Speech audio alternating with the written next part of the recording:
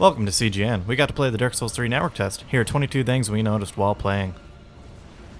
First off, let's take a look at what's similar to Dark Souls 1. Backstabs behave almost exactly like they did in Dark Souls 1. The only difference is caused by the slight changes to character movement, which only leads to it being harder to perform the swing around backstab. If you like the parry system in the first game, then you're in luck. It feels identical. I had no issues jumping from Dark Souls 1 to the network test. And if you hated the clunky rolling in Dark Souls 2, then you have no worries. Rolling feels more like Demon Souls or Dark Souls 1. Speaking of Dark Souls 2, here's what it and Dark Souls 3 have in common. Ladder movement behaves the same as it did in Dark Souls 2 and Bloodborne. Moving down and sprinting slides your character down the ladder. Moving up and sprinting moves your character up the ladder just a little bit quicker. Jumping, by default, is the same as it was in Dark Souls 2. However, you do have the option to change it to the circle or B button like it was in Dark Souls 1. The only exception is not being able to sprint and roll even if your shield is up. In Dark Souls 3, you can use an Ember to enter what we call Cinder State.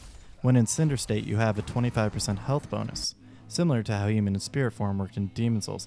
As you see here, whenever you die, you lose that 25% bonus. The network test took place in an area called the High Wall of Lothric. The area we had access to was huge and there was even more to it, but that part was blocked off for the sake of the demo. One really cool part of the level design was special enemies that can completely change how you would handle an area. For example, there was the Screamers, who if dealt with quickly would make an area easy. If you didn't deal with them quickly, then you could end up facing a swarm of enemies. In general, the level design had your character doing lots of vertical movement, making it reminiscent of Dark Souls 1. In true Dark Souls fashion, there were still plenty of shortcuts. Even better, these shortcuts often led you into going through areas backwards, giving them new face while still feeling well designed. You'll also be glad to hear there are lots of rewards for players who know an area. There are also plenty of hints to the traps and the treasures in an area if you're unfamiliar with it. Items have always been a bit odd in the Souls games. Dark Souls 3 seems to be trying to get the player to use items more, so let's talk about the changes they've made.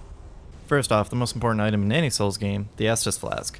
The heal from it is quick, but there does seem to be a longer delay before the player can move again after being healed. The player also has a new type of Estus Flask, the Ash Estus Flask, used to recover mana, which is the new system for limiting spell and ability usage. There are also many item pickups in the network test. While this might change before release, the items did seem to be in more permanent places, such as under crates. Many items are also making a return from Dark Souls 1, such as the Gold Pine Resin, which is now fast to apply, but expires more quickly. Throwing knives were also changed. They can be thrown very rapidly, but have little stagger potential and okay damage. Ember is a new item similar to Humanity in Human Effigies. When used, it recovers all lost health, including health from deaths, and it gives your character a grey skin with a cindery flame effect. Finally, a few other things we noticed while playing. There's a new lighting system that looks great and makes item pickups very easy to notice.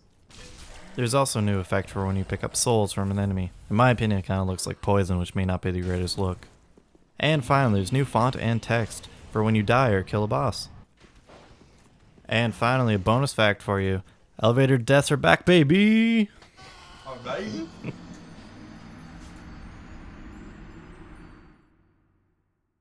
See, we're figuring out Kesha as an individual. Really? Yeah.